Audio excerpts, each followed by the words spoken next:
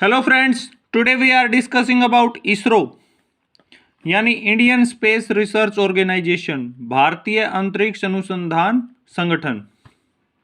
भारत के अंतरिक्ष कार्यक्रम की शुरुआत 1960 के दौरान हुई और भारतीय अंतरिक्ष कार्यक्रम के जो जनक हैं वो हैं डॉक्टर विक्रम साराभाई। 1960 के दौरान डॉक्टर विक्रम साराभाई ने उस टाइम के सभी साइंटिस्ट और जो मानव विज्ञानी हैं उनको मिलाकर के एक दल बनाया और भारत के अंतरिक्ष कार्यक्रम की नींव रखी।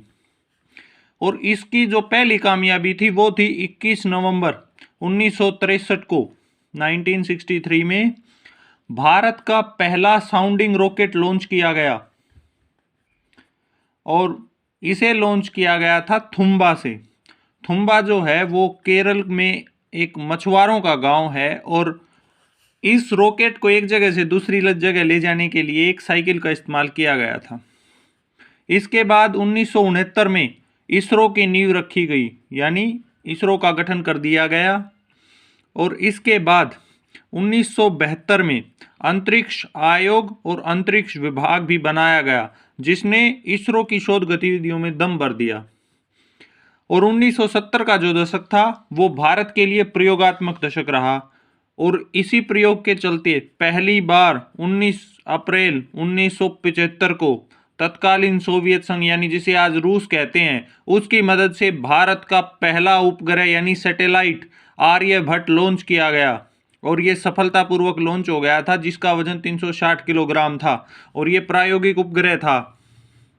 इसके बाद SLV-3 यानी सैटेलाइट लॉन्च व्हीकल 3 उपग्रह प्रक्षेपण यान, इसका सफल परीक्षण किया गया पहली बार 10 अगस्त 1979 को और इसी के जरिए पहली बार भारत के पहले स्वदेशी यान से 18 जुलाई 1980 को रोहिणी RS-1 सैटेलाइट को लॉन्च कर दिया गया और इसी के साथ रोहिणी सैटेलाइट की सीरीज शुरू हो गई। इसके बाद इसरो ने कभी पीछे मुड़कर नहीं देखा। इनसैट है, IRS है और फिर PSLV यानी पोलर सैटेलाइट लॉन्च व्हीकल का विकास 90 के दशक में किया गया और 1997 में इससे पहला जो सैटेलाइट है वो सफलतापूर्वक लॉन्च किया गया। 1984 में सोवियत संघ के रॉकेट में बैठ करके पहले भारतीय राकेश शर्मा अंतरिक्ष में गए। इसके अलावा इसरो ने कई ऐसे मिशन किए, बहुत से सैटेलाइट इसरो लॉन्च करता रहा और 22 अक्टूबर 2008 को चंद्रयान-1 लॉन्च किया गया और पहले ही प्रयास में भारत चंद्रमा पर पहुंच गया। चंद्रयान-1 लॉन्च किया गया। इसके अलावा 1 जुलाई 2013 को IRNSS यानी Indian regional navigation satellite system का पहला उपग्रह भेजा गया और इसके बाद 2018 तक इसके 8 उपग्रह भेज दिए गए। ये जो हैं ये अमेरिका की तर्ज पर भारत का GPS सिस्टम यानी नाविक बनाने की तैयारी है और इसी के लिए ये सीरीज पूरी की गई है। जैसे ही ये सिस्टम काम करने लगेगा, अमेरिका और रूस के बाद भारत तीसरा देश होगा जिसके पास खुद का GPS सिस्टम है। और इसके अलावा 2014 में मंगल मिशन यानी मंगलयान को पहले ही प्रयास में इसरो ने मंगल ग्रह की कक्षा में भेज दिया था और ऐसा करने वाला दुनिया का पहला देश बन गया था भारत।